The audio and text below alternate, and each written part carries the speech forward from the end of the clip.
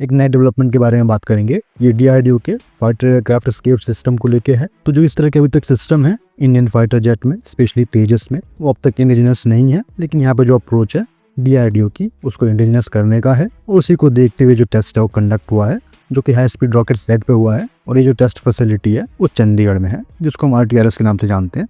यहाँ पे जो टेस्ट है एयरक्राफ्ट एस्केप सिस्टम का, वो तकरीबन 800 kmph की स्पीड पे हुआ है, जिसको प्रिसाइजली कंडक्ट किया गया है। डेमोन्स्ट्रेशन में जो कैनोपी का डिटैचमेंट है, इंजेक्शन सीक्वेंस है और जो कंप्लीट क्रू की रिकवरी है पैरासूट के थ्रू, वो की गई है। तो इसके बारे में हम डिटेल में बात करेंगे।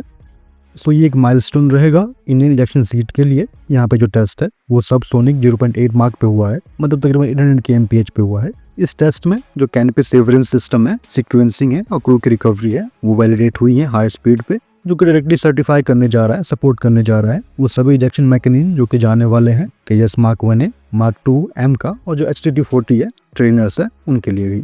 इनके जो डिप्लॉयमेंट है गगनयान में, उनके क्रू एस्केप मॉड्यूल में, वहाँ भी होते हुए दिखेंगे। या फिर जो इंडिजिनस फाइटर जेट है, इंजेक्शन सीट है, वहाँ तो हो ही रहे हैं। जो कंप्लीट डिजाइनिंग है, टेस्ट है, वो ये चीज वैलिडेट करती है कि पायलट के ऊपर जो फेलियर है, इंजरी है, वो कम हो, जो सीट का एक्सेलरेशन है वो आप लिमिट कर पाओ, जो ड्रूग और मेन पैराशूट है उसकी टाइमिंग आप तय कर पाओ, और जो कैनोपी की कटिंग है वो फेलियर प्रूफ हो। तो ये सभी चीज आप कंट्रोल कर रहे हो।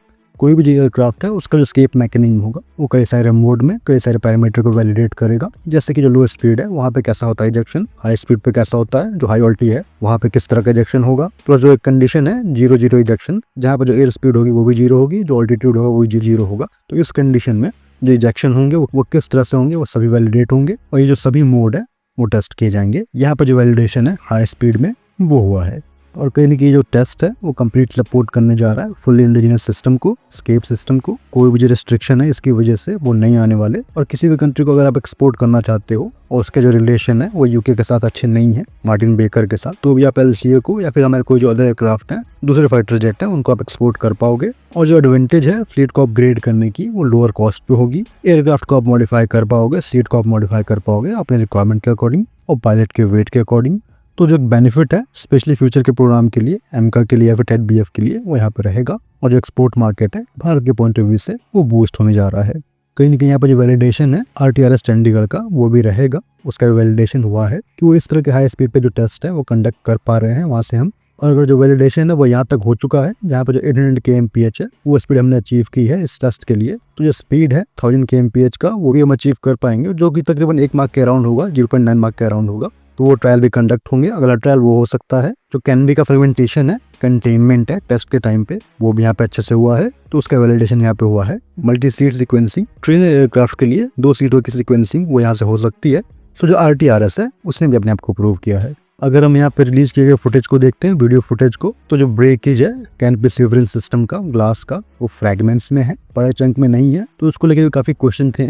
वो इसलिए भी नहीं है कि जो उस तरह का मैकेनिज्म है वो पुराने एयरक्राफ्ट में हुआ करता था, जहाँ पे जो कैनोपी है वो बड़े चंक में ब्रेक होकर सेपरेट होते थे। तो जो उस तरह का मैकेनिज्म है वो आइडियल होता है लो स्पीड इजेक्शन के लिए। लेकिन यहाँ पे जो स्पीड है वो हाई है और ऐसे स्पीड पे जो इजेक्शन है वो अगर आप बड़े चंक में करते हो कैनोपी का, वो बड़े चंक में बिखरती है। तो जो कॉलिजन है एयरक्राफ्ट के विंग्स से या फिर दूसरे स्ट्रक्चर से वो हो सकता है। तो उसको अवॉइड करने के लिए, एक्सीडेंट को अवॉइड करने के लिए जो ब्रेकेज होता है, सेपरेशन होता है, वो कंट्रोल्ड होगा, फ्रैगमेंट्स में होगा। और वो चीज करने के लिए जो पायरो बोल्ट है, ब्रेक थ्रस्टर है, वो दिए जाते हैं जगह जगह पे अपने डिजाइन के अकॉर्डिंग, जो कि आपके हिसाब से जो कैनोपी होगा उसको ब्रेक कर देगा, क्रैक कर देगा।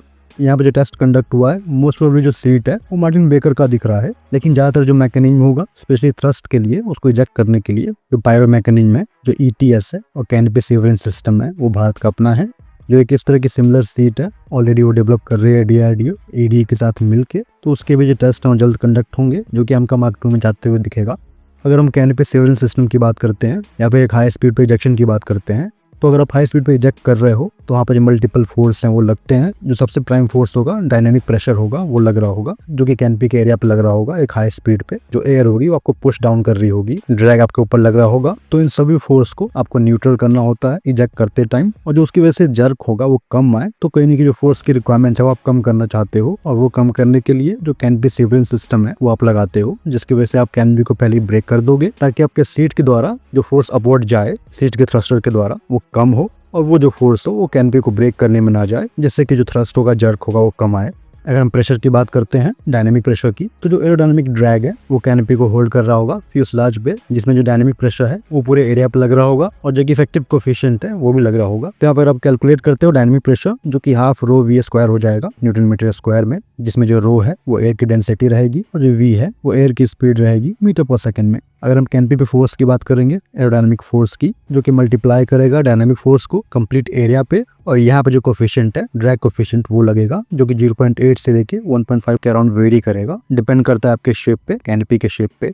यहीं पे जो इनर्शिया है एम ए वो भी लग रहा होगा, जहाँ पे जो एक्सेलरेशन होगा वो वेलोसिटी में चेंज, अगर उसको डिवाइड करते हो टाइम में चेंज से कि कितने मिली सेकंड में वो लग रहा है, इंजेक्शन आपको करना है, तो वहाँ से जो इनर्शिया वो लगेगा। अगर ये जो टेस्ट हुआ है उसके अकॉर्डिंग कैलकुलेट करते हैं एग्जांपल लेके, जहाँ पे जो स्पीड थी वो 800 kmph के अराउंड थी, कन्वर्ट उसको करोगे मीटर पर सेकंड में तो 222.2 मीटर पर सेकंड के अराउंड बैठेगा। यहाँ पे जो डेंसिटी होगी सी लेवल पे वो 1.2 kg पर मीटर क्यूब है। अगर डायनेमिक प्रेशर कैलकुलेट करते हो तो 0.5 से मल्टीप्लाई करोगे 1.2 जो कि डेंसिटी है, और उसको मल्टीप्लाई करोगे वी स्क्वायर से, यानी कि 222 स्क्वायर से, तो इनका जो कैलकुलेशन होगा वो तकरीबन 30.2 वो बनता है। अगर हम कैनोपी के एरिया की बात करते हैं, रफली 1.5 मीटर स्क्वायर ले लेते हैं, और जो कोफिशिएंट है ड्रैग कोफिशिएंट वो 1.2 ले लेते हैं, अज्यूम कर लेते हैं, तो जो फोर्स होगा एरोडायनेमिक फोर्स तकरीबन 54 kN के अराउंड होगा।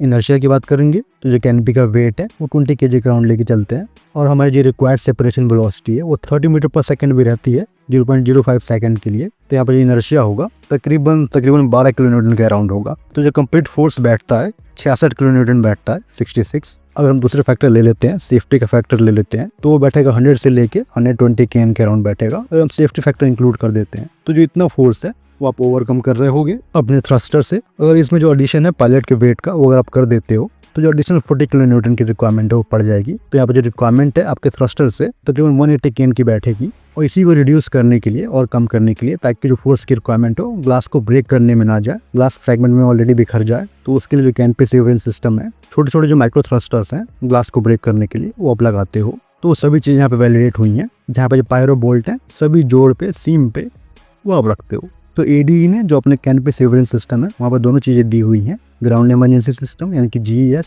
और जो इन फ्लाइट इजेक्शन है IES, दोनों दिया हुआ है। यहाँ पे जो वैलिडेशन है एक हाई स्पीड पे वो IES का हुआ है, यानी कि in flight egress system. Basically ये जो सिस्टम है वो कैनोपी को कट करेगा, हाई स्पीड पे कट करता है थ्रस्टर की हेल्प से, माइक्रो थ्रस्टर की हेल्प से, और जो कैनोपी होगा उसको स्मॉलर पार्ट में तोड़ने में बचाएगा और पैनल को ब्रेक करके जेटिसन करेगा ट्रांसोनिक लोड पे, और ये करने से जो सीट के लिए पाथ होता है वो क्लियर हो जाएगा, और जो एडिशनल फोर्स है उसकी रिक्वायरमेंट नहीं पड़ेगी।